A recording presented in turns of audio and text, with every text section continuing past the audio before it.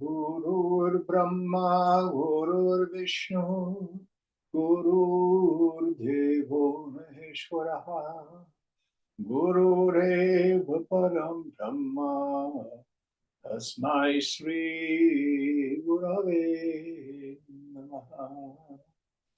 Chinmayam Vyapyat Sarvam, Trilokyam Sacharacharam, Tatpadam Darshikam Yena, Tasmai Shri Gurave Namaha. Tvameva Mata Cha Pita Tvameva, Tvameva Bandhuscha Sakha Tvameva, Tvameva Vedyadravindam Tvameva, Tvameva Sarvam Mama Deva Deva, Tvameva Sarvam Mama Deva Deva. Om Sahana Mavatu, Sahana Bhunaktu, Sahaviryam Karavavahai, Tejasvinavadhita Vastuma Vidvishavahai. Om Shanti, Shanti, Shanti.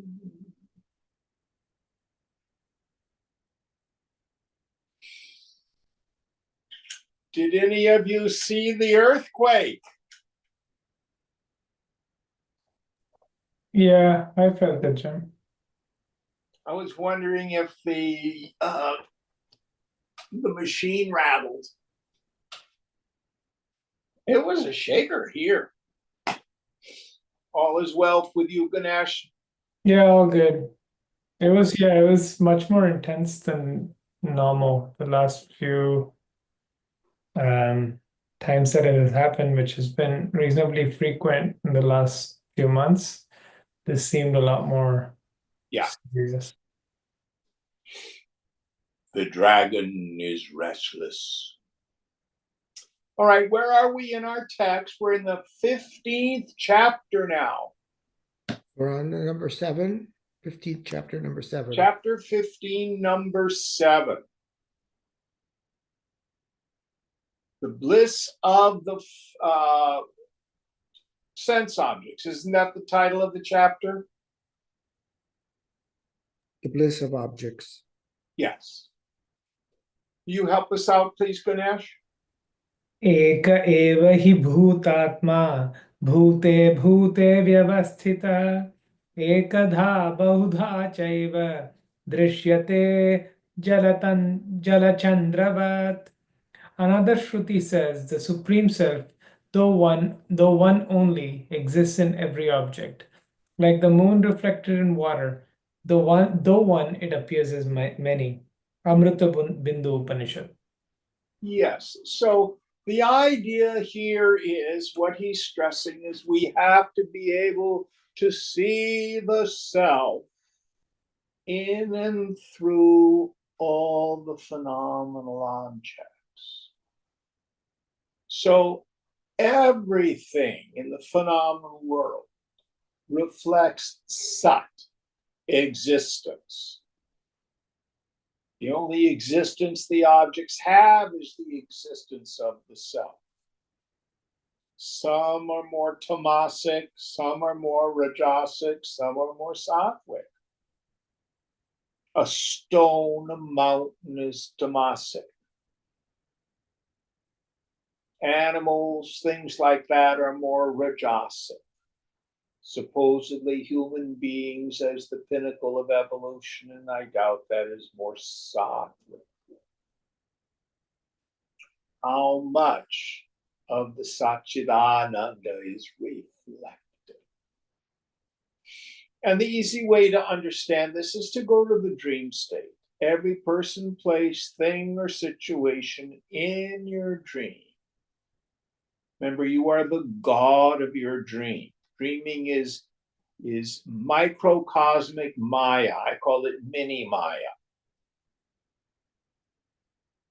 So if you see a rock in your dream, it only has Sat. But if you're talking to a person in your dream,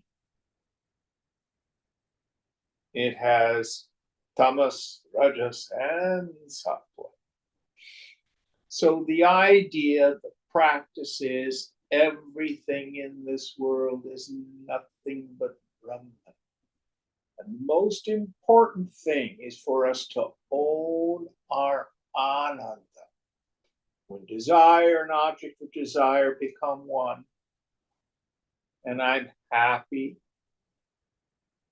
there's no bliss inherent in the name and form. It's just a taste of Brahman. That's all it ever is. All right, next verse. Jale pravishtaschandroyam spashta kalushe jale vispashto nirmale tadvad evadha brahmapi vrittishu. The moon, which is reflected in water, is faint in muddy water and clear in pure water. Similarly, Brahman is twofold according to the quality of the vrittis of the mind. Yes. So in the mind of a Mahatma, that self is reflected with self-knowledge. Chidananda Rupaha, my nature is bliss consciousness. That's like the moon reflected in clear water. But if someone is miserable and filled with suffering and has bad character, same consciousness, what's different? The mind. So it's like the moon reflected in muddy water, and it seems faint. So there's a variety of qualities of mind throughout the human race, but the self is the same. Nobody has a bad self. Any thoughts on this? Next verse. Ghora sumalinyat sukhamscha tirohitat ishannairmalyatastatra chidamsha pratibimbanam. Because of the preponderance of the impurities of the Rajasika and Tamasika vrittis, the blissfulness of Brahman is obscured. But because of their slight purity, the consciousness of Brahman is reflected. Yes. So these three dimensions, Sat, Chit, Ananda, for the ordinary person out there in the world, they do not doubt that they exist. They do not doubt that they know the nature of their life. What's your life like? Oh, I suffer so much. I'm so anxious. They know their suffering. They know their anxiety. So Sat and Chit are there. But the Ananda gets obscured by the Rajasic and Tamasic vrittis. This is why in the beginning, I like to define Ananda as no sorrow reaches there. keeps us from getting confused. So we don't think of Ananda as an emotional state. Mind states are not what the scripture is talking about. Yet we talk about the bliss of the self. And in an earlier chapter, Vidyaranya used this wonderful expression, Brahmananda Rasa Swad, tasting the juice of the bliss of Brahman when the mind can come home.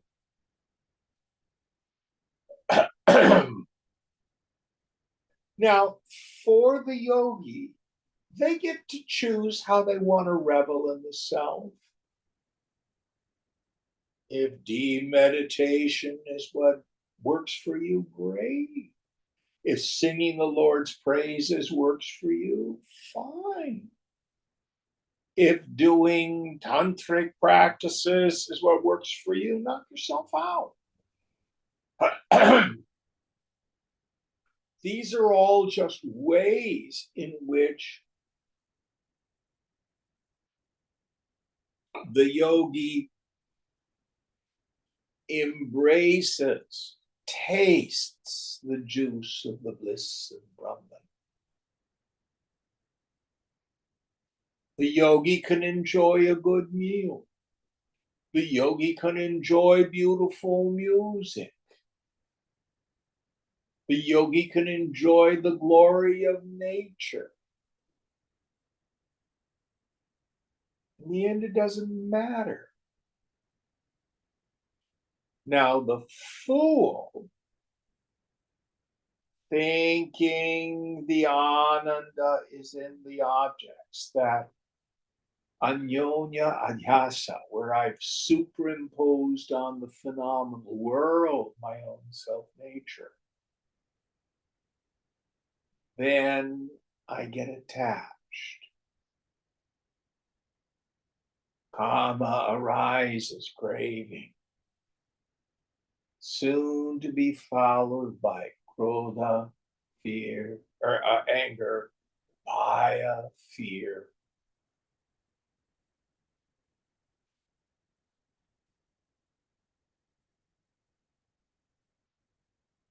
In the end, there's no such thing as worldly pleasure. There's only the bliss of the self.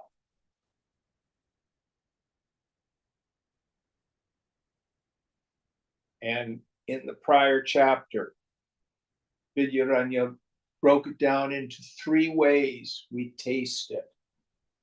Vasana ananda, the bliss of deep sleep. Vishaya ananda, the happiness we experience through the objects when desire and object of desire become one.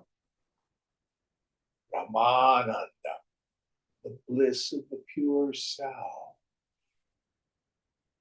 when the mind easily abandons its preoccupation with the phenomena. Next verse. Yadvapi nirmale nire vahneraušnasya sangrama na prakashasya tadvastyas chinmatro bhutirevacha. Or as in pure water, when heated, there is a transmission of heat of the fire, not its light. Similarly, the vrittis in which rajas and tamas predominate, there is a manifestation of consciousness only. So in a clear lake, I mean, where I see it in the evening, sometimes I'll go walking around Lake Merritt, and if it's a windless evening, look across the lake and you can see the buildings on the other side of the lake reflected upside down in perfect reflections. Or I can sit on a bench during the day and I see the trees reflected perfectly because the water is still. So also, when the mind is at peace, when it's freed from the tyranny of longing, when it's freed from the fear of Jiva Bhavana,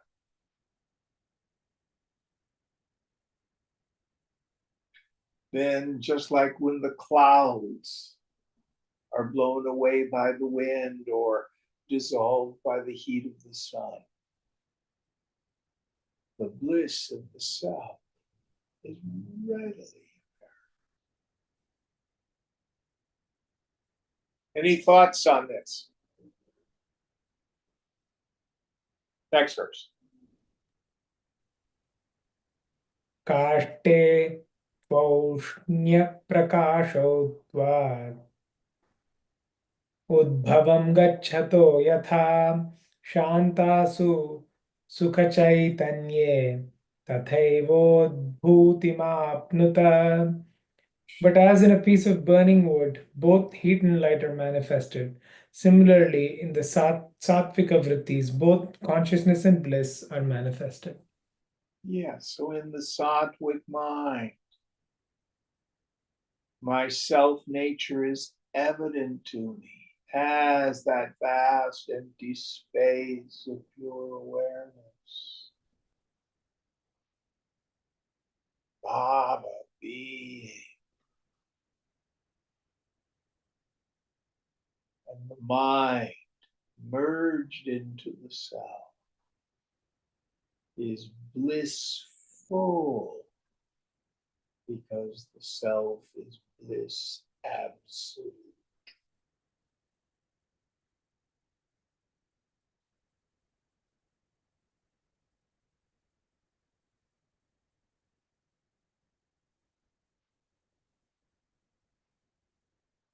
As I've said many times, self-realization basically gives us two things. The first is existential freedom.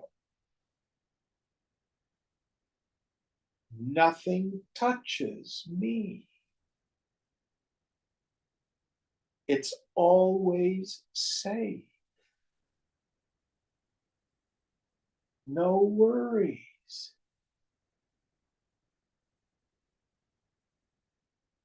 Second thing, now I know where happiness is. Happiness is my swarup, it's my self-nature.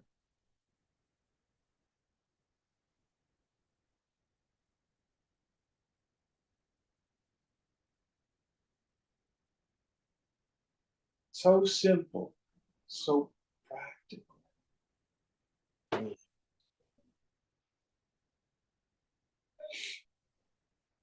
Any thoughts on this? Next verse.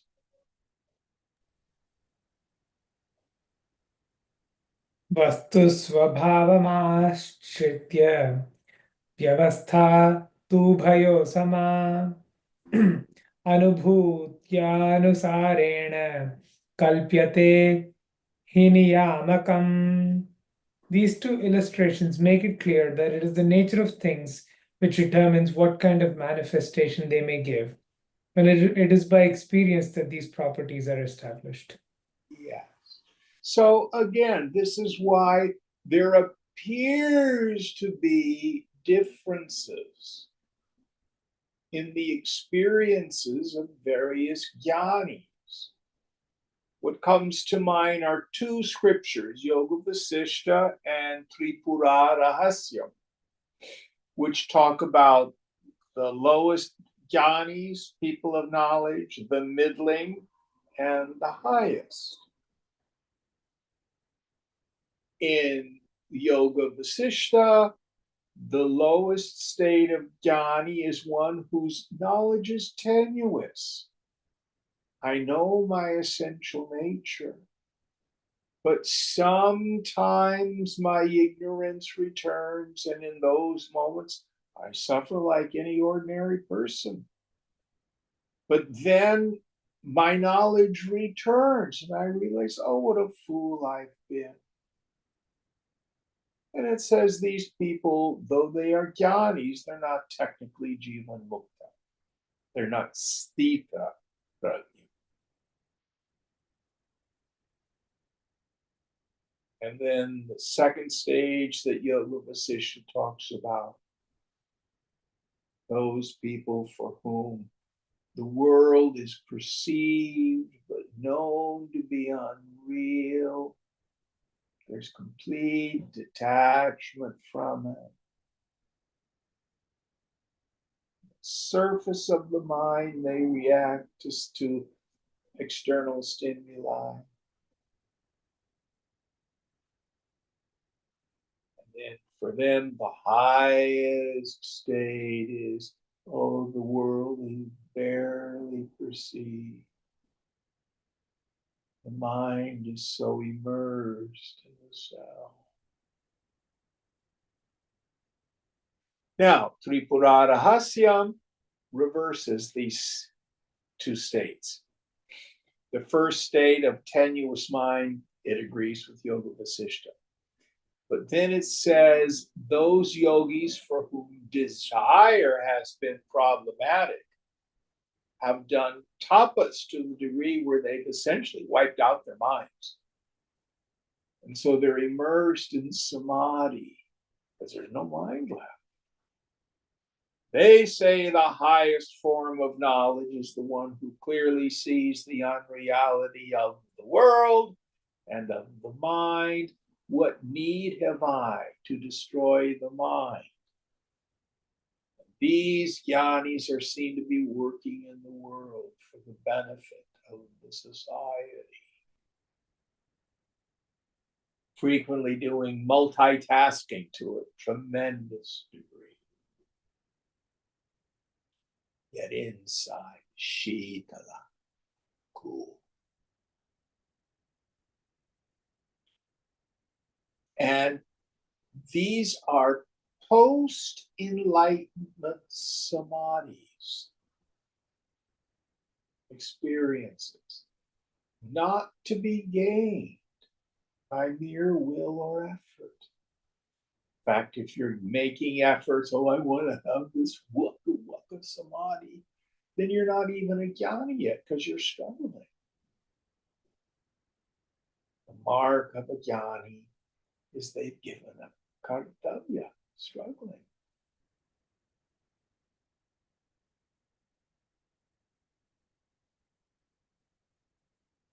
So, what's the teaching here?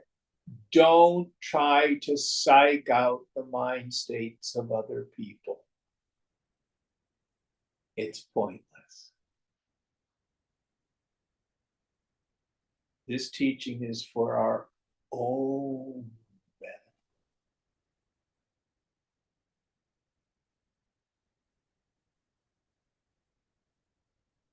Do you know your essential nature?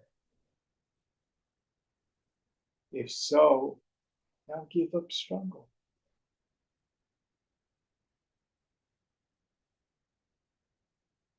Let go. Let God.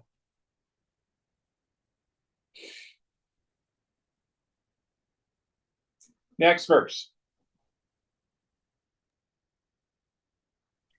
न घोरासु न मूढासु सुखानुभव ईक्ष्यते शान्तास्वपि कचित् कचित् शान्तास्वपि क्वचित् कश्चित् सुखातिशय ईक्ष्यताम्. Neither in Rajasika nor in Tamasika vrittis the experience of bliss is seen, but in Sattvic vrittis the experience of happiness is seen to a greater or lesser degree. Yes. So, what he's riffing on is this very interesting teaching that we find in Gita, where Krishna says, O Arjuna, be you vigunaihi, be you beyond the gunas. You ever stay as the uninvolved witness, as the mind moves through the three gunas. And then Krishna says, and ever remain in the sattvic state. Now, at first looks like a contradiction in terms. I thought you said it'd be beyond the gunas. Now you're telling me to be in the sattvic state. Isn't that one of the gunas? Yeah. So the teaching is, if you want to be happy in the world, now listen carefully. Remember, the self doesn't have any problems. Problems always exist at the level of the mind. Why am I studying the Vedanta? Why am I practicing meditation? Why am I doing all this? Because I want to be free from suffering and have peace. It's the mind that suffers. How do I attain a sattvic mind, which is the mind that maximizes happiness?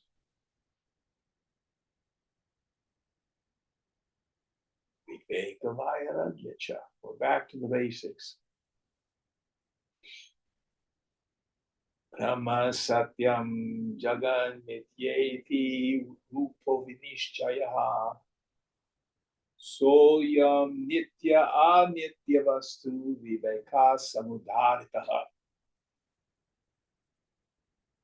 Firm conviction in the intellect that Brahman alone is real. The phenomenal world is Nitya, illusion.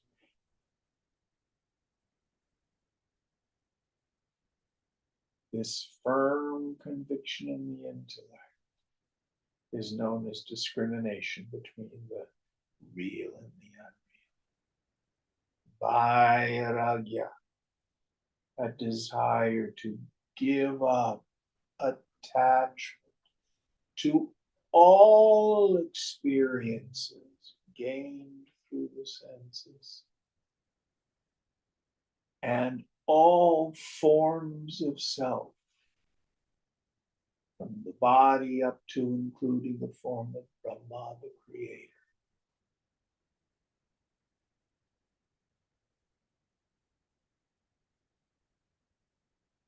That's how to attain a sattvic mind.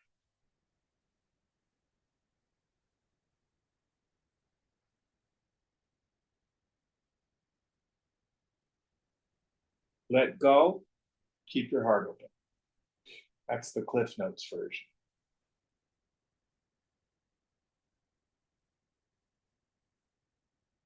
Simple. Then do as you will. Knowing there's no agent there. What is the agent? Guna and Dharma. Or you can say Ishwara is the agent. Either will do. There's no person there. Real. It's an illusion. Next verse. गृहक्षेत्रादिविषये यदा कामो भवेत् तदा राजस्यास्य कामस्य घोरत्वात् तत्र no सुखम्.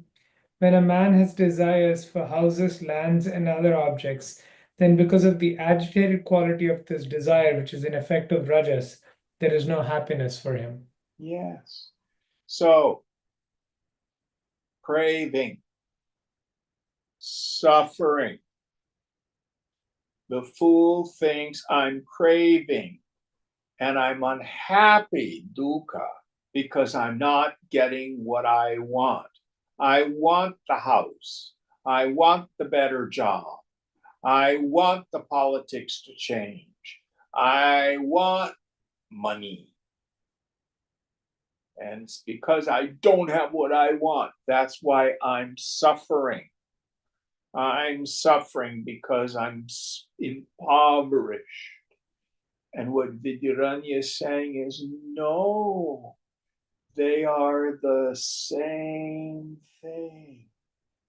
It is the wanting itself. the Rajasic mind, which is my suffering.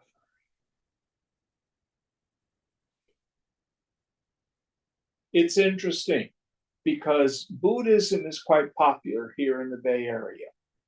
I have many, many friends who consider themselves Buddhists. And frequently, if I ask them what's their particular insight on the Four Noble Truths, and they go, oh, I forget, what are they? And it's the first teaching of the Buddha. It's pure Vedanta. And without it, the rest of the practice makes no sense. First noble truth, dukkha satya. Life, the way most people live it, hurts. It's full of sorrow, full of suffering. What is the cause of that suffering? How does it arise? Samudaya satya. It is kama, craving. It is Krishna, thirsting. It is raga, wanting happy things. Dvesha, wanting to get rid of bad things. It is sangraha, attachment.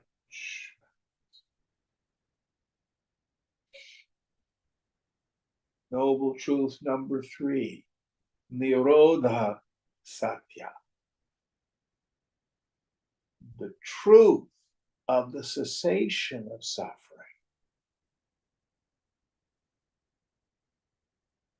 Whenever the mind is freed from craving, suffering ends. Just as Vidyaranya said in the last chapter, when I'm sound asleep, when I satisfy a desire, when the mind is merged in the cell.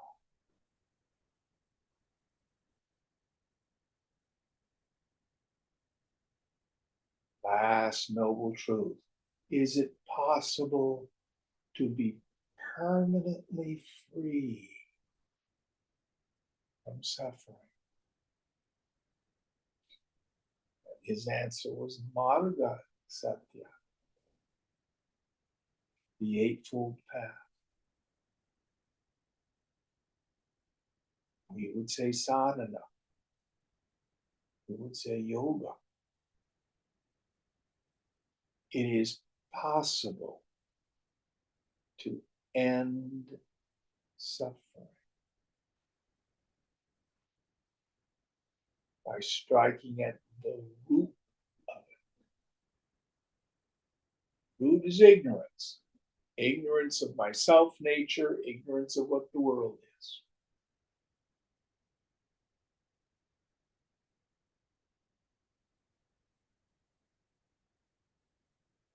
And wisdom arises.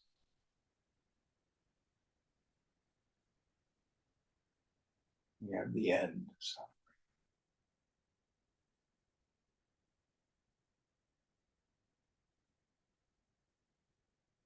Any thoughts on this? Next verse. Siddhena vetyasti dukham asiddhau tadvivardhate pratibandhe bhavet krodho dvesho va pratikulata. There is misery thinking whether it will succeed. In failure, this misery increases. When there are obstacles to success, anger arises or if opposed, hatred. Yes, so here he's just riffing on the nature of our suffering. We want stuff, then we get angry. We're afraid we're going to lose it. If we lose it, we get pissed off. If we've got it, and we think into the future, fear arises. Regret for the past. Oh, that's a good one. And the most painful place of the mind, I call it paranoid self-observation. How am I doing? Am I okay? What do they think of me?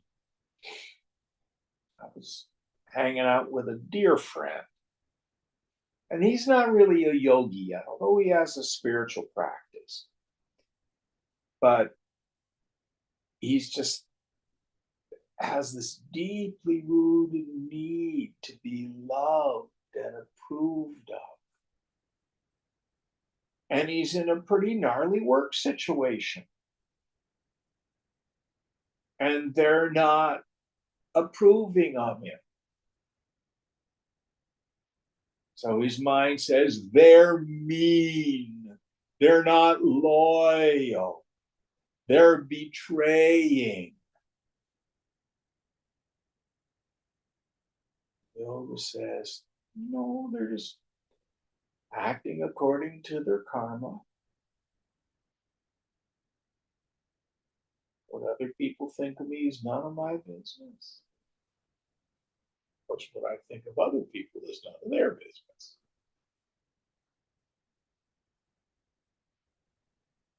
There is no permanent self-esteem trying to get people to like us. For most of us,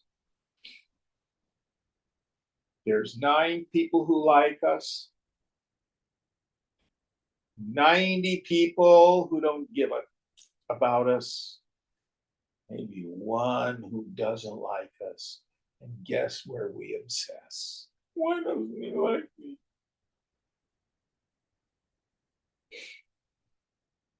Give it all up. All that stuff is loka vasana. My desire for approval and attention and acceptance drives many of us.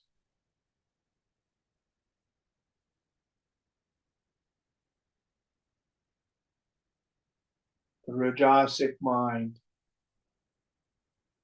And then if it gets painful enough, I want to go unconscious, go out and get drunk, smoke a bunch of dope, go gamble, play video games, Netflix, sleep. It's depressed enough, pull the covers over my head and sleep. But tamas is always impermanent. The mind pops back into rajas and there's all that misery. Any thoughts on this? And the satisfaction of desire as an effort to quench the pain of suffering is like putting fuel on the fire. Just makes us want more. Next verse. अशक्यश्चेत् प्रतीकारो विषादस्यात् स तामस क्रोधादिषु महद्दुःखं सुखशङ्काभिदूरता.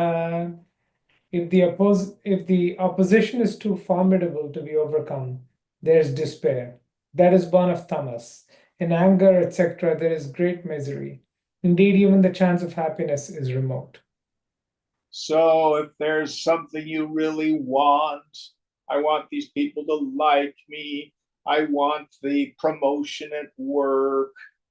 I want the politics to be different. And we're powerless. As egos, we see we can't get what we want. Then despair sets in. Much of the population is despairing because of the current events.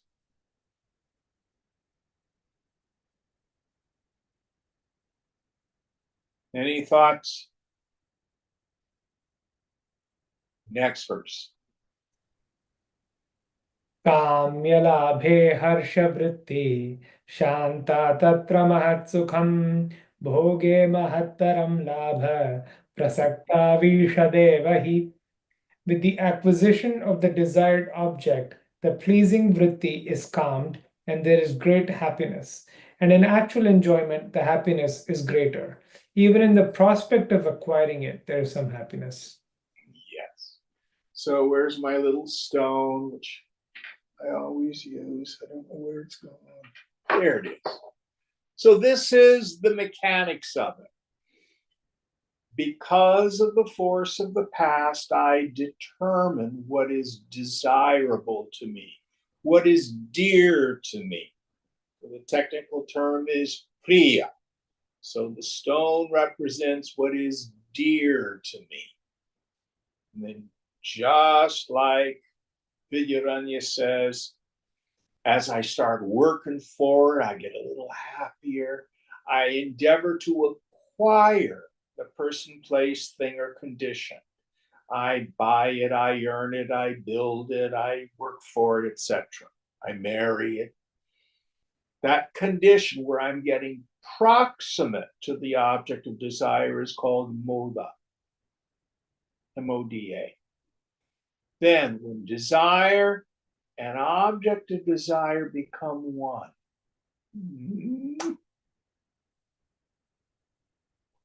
the point of pleasure is called pramoda. That's the hit that I'm looking for. And the more I wanted it, and the more completely it satisfied my desire, the more intense the pleasure. And there's a gradation of the whole thing, which has to do with the subtlety of the object. If it's a physical object like food or some piece of jewelry or sex, reasonably easy to acquire for many of us. The pleasure is intense, but incredibly short-lived. Oh, I really want a BMW. Oh, I've wanted one for years. Finally, I'm going to buy the BMW. You go to the showroom, you get in the BMW, you smell the new leather. Ah, man, I got a Beamer. But very soon, it's your car. The longer you have it, there's this diminishing return of joy. And then someone scratches the door. And then something breaks down. And you realize that the parts are made of unobtainium.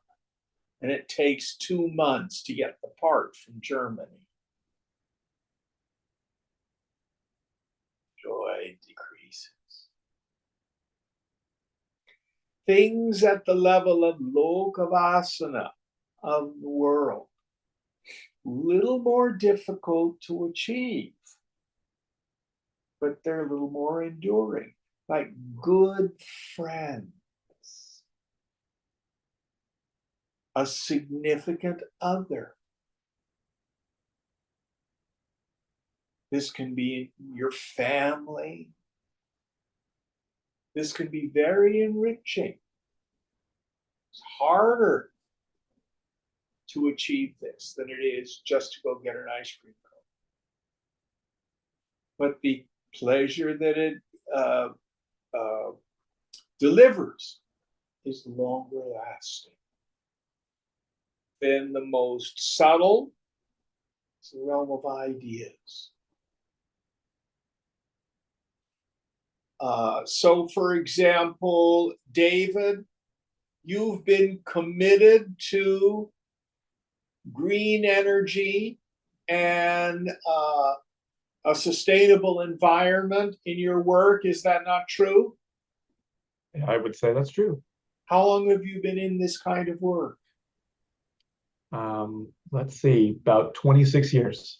Yeah. Has it given you rewards intellectually and emotionally? I would say it has. Yeah, some intellectually, yes. And of course, some there's emotionally. disappointments when you lose the job and the government doesn't want to do climate friendly things. It's like any other object. But you've had 26 years of this. Lasts a hell of a lot longer than an ice cream cone. Yeah. In fact, it was before the election, things were looking like we were just starting to turn the corner. So it was pretty exciting. Now it's drill, baby, drill. So we always say, what's the subtlest object of desire? The subtlest idea. It's our idea of God. Being devoted to God can sustain us for a lifetime. Of course, part of it depends on your idea of God. Now, for those of us who are engaged in bhakti yoga, a path of devotion, and that Christianity is a bhakti yoga, our ideas about God don't necessarily bring us closer to God. But our ideas of God can certainly separate us from the joy of God. For example, if you have a judgmental God and you think what you've done has displeased God, that can be very painful. Or if you think your God is a capricious God, I'm going to give this person a good life and I'm going to inflict disease on that person. Can't tell you how many people I know who hate God because a loved one was killed. So our ideas about God can separate us. Very interesting. Very interesting. Tim, I've got a question about that. Please. I've been thinking lately about the works of St. John of the Cross and the Dark Night of the Soul. Yes. And thinking about how that is, it's relative to a bhakti practice, and coming to a point where ultimately there's attachment to the pleasure experience in the presence of God, and being able to let that go, and having to let that go in sort of the final stages. If your idea is the consolations, those are the Christian terms, consolations and desolations. If you think that the locus of power is a capricious God, yes, you can have a dark night. But a yogi would say, God has not changed. God has not moved. God has gone nowhere. If I'm experiencing a dark night, it's because of my own kleshas. Right. Is that a concept that exists in other bhakti traditions? I don't know. But I like to use the idea of the sunlight of the spirit. So the sun shines always. But if I go outside with a bag over my head, it isn't the sun that's visiting a dark day to me. Now, what is the bag I put over my head? Self and its various manifestations, small self. Selfishness, my fear, my attachments, my greed, my dishonesty, my vasanas. That's what gets in the way. The good news, once I realize that it's not God, I can do something about it. I can't change God. Oh God, please, please, please. Sorry. Doesn't work.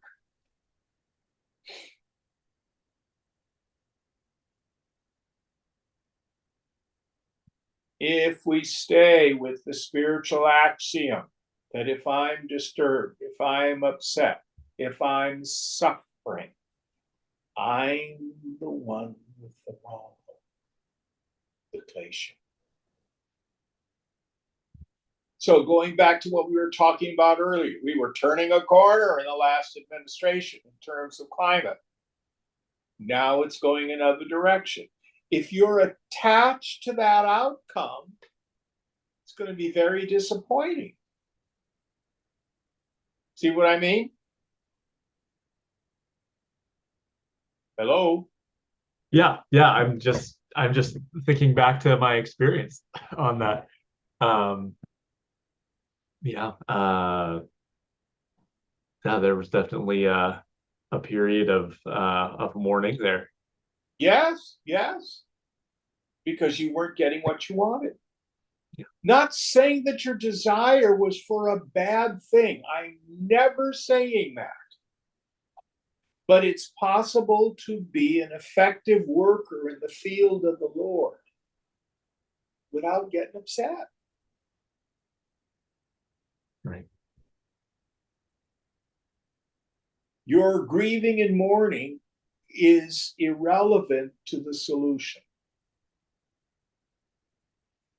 Now, some activists think, well, it's my anger that motivates me. Knock yourself out. I think a calm, clear, cool mind is far more effective in planning strategies. But as we go through like karma yoga, thy right is to work alone, never to its fruits.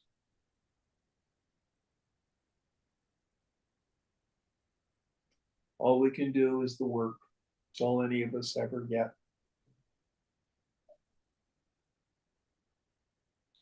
Dude, I'm sitting here unfolding a brilliant book, Panchadasi, and my living room is empty. You Zoomies are the only ones here tonight.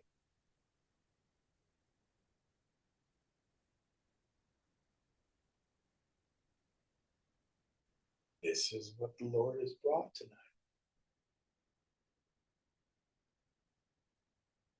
This is the world. Tide comes in, tide goes out.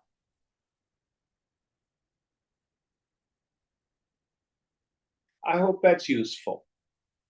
Yeah, thank you. And thanks for being here for us Zoomies.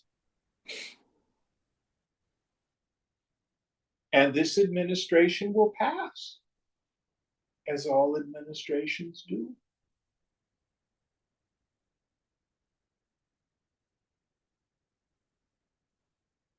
All right, next verse. महत्तमं विरक्तौ तु विद्यानन्दे तदीरितम् एवं क्षान्तौ तथोदार्ये क्रोधलोभनिवारणात्. But the greatest happiness is the outcome of detachment.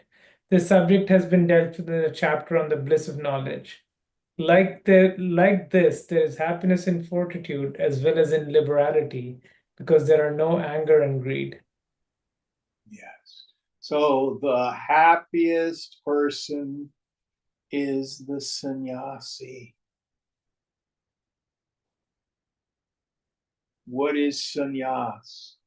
Complete detachment from the phenomenal world and any idea of self.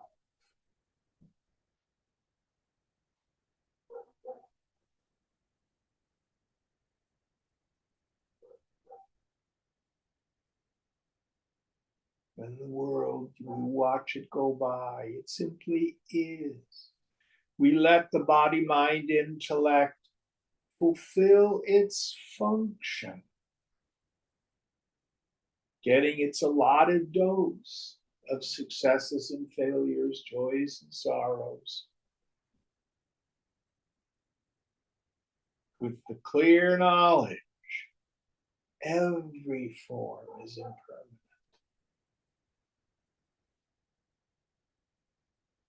Brahma Satya Jagannathya. Brahman alone is real. Phenomenal world is illusory, impermanent.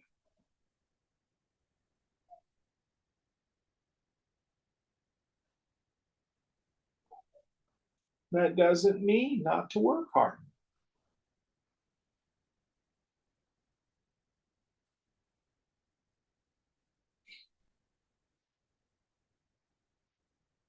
Next verse. Yadyat sukham bhavet tat tad brahmaiva pratibimbanat vrittishvantar mukha svasya nirvignam pratibimbanam. Whatever happiness is experienced, it is Brahman alone, because it is a reflection of the bliss of Brahman. When the vritti is directed inwards or is withdrawn, the reflection of bliss is unobstructed. Yes. So the way Swamiji used to talk about it, we have the bliss of the self experienced through a medium, meaning an object, or we have the bliss of the self experienced immediately through a non-mediated pouring of the mind into the self directly because of our intense renunciation.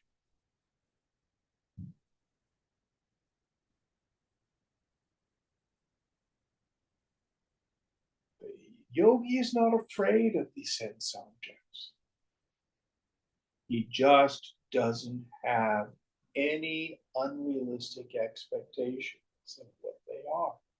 They can deliver.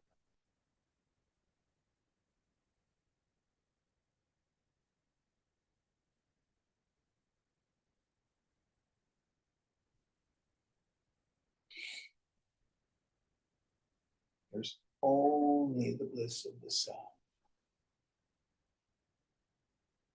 To repeat, in the beginning, we talk about avoiding the sense objects, not being attached to worldly pleasures. Instead, turn the mind inward. Cultivate your experience of the bliss of the self. And in the end, that's a partial truth at best.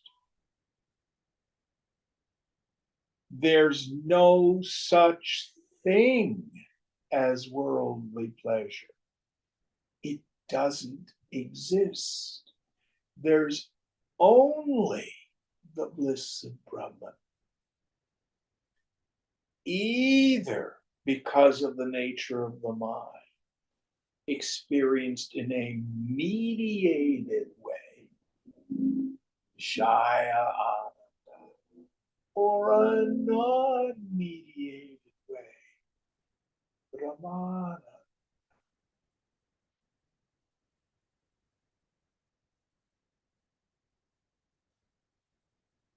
Next verse. Satta chit Satta chiti sukham cheti swabhava brahmanastraya Brichhiladishu sattaiva pyajyate netaradvayam. Existence, consciousness, and bliss. These are the threefold nature of Brahman.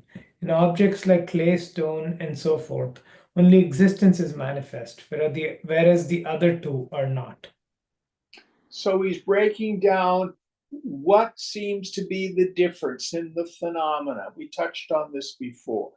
Clay, stone, mountain, only the Sat is apparent. They borrow the existence of the infinite. Going on.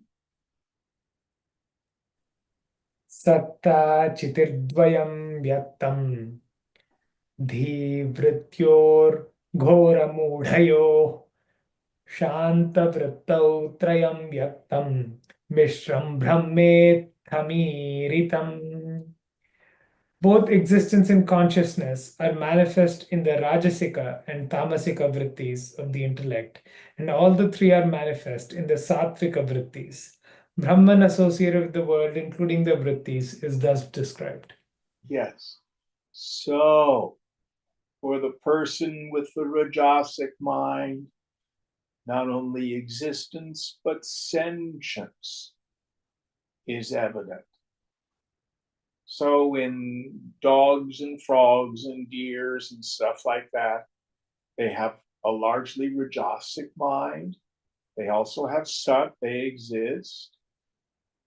Human beings, the vast majority, have a little bit of Sattva, but mostly Rajas and, of course, Tamas. In the Mumukshu, the seeker after liberation, there's what we call mixed sattva. They have the desire to practice discrimination and dispassion, to cultivate noble qualities such as non-injury, truthfulness, straightforwardness. And in those rare souls whose minds have attained pure sattva, the nature of the self is effortlessly evident, and the phenomenal world is illuminated as it really is. Sarvam Kalvidam Brahma. All this is verily Brahman. So the amount of self reflected in the equipments is laid out in the paradigm of the three gunas. Going on. Amishramyanayogabhyam tau cha purvamudiritau adye dhyaye yoga chinta jnanamadhyayo dvayo. Brahman not associated with the world is comprehended by knowledge and yoga. They have been spoken of earlier, the topic of yoga in chapter 11, and knowledge in the next two chapters. So this knowledge, we want to have jnanam vijnanam cha, as it says in Gita. Jnanam is understanding. Vijnanam is experience, wisdom, insight. So Vedanta as a pramana, as a means of knowledge, is frequently referred to as a shabda pramana. Shabda means sound, literally. It doesn't mean that we give you mystic mantras and that's what transforms you. It means through the breaking open of the scriptures, in this gestalt of the teacher and the scripture and the students. Your mind is lifted into a very peculiar state. You experience your self-nature, and then we tell you what you're experiencing while you're experiencing it. So your understanding and your direct experience come together at the same time. This is the methodology in this particular tradition.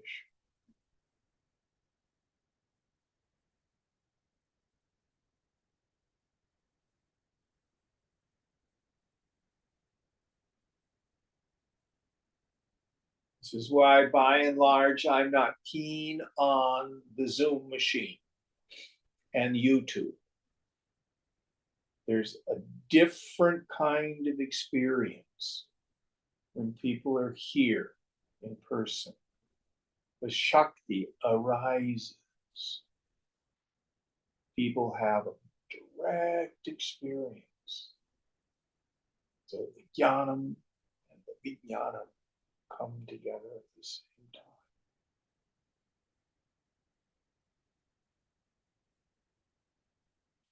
But Zoom is certainly useful. Maybe it works. Next one.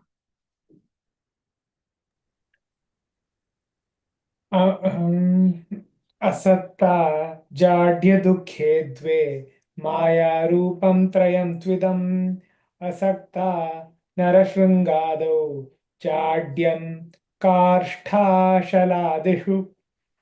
The two, absence of consciousness and misery, and non-existence, these are the three forms of Maya.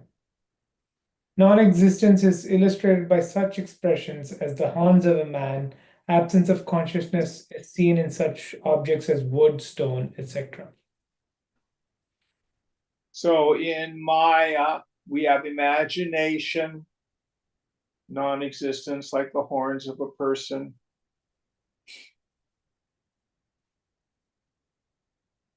And then things like stones and rocks, etc. These are things we've gone over. Ganesh, are we getting close to the end of the chapter? There are 12 more verses after this, which is the Okay. end of the book. Yes. So it's 9 o'clock. I think we'll end here tonight, and we may actually finish up the text next week. Om Purnamada Purnamidam Purnat Purnamudachyate Purnasya Purnamadaya Purnameva Vashishyate. Om Shanti Shanti Shanti. Hari Om Sri Guru Pyo Namaha. Hari Om.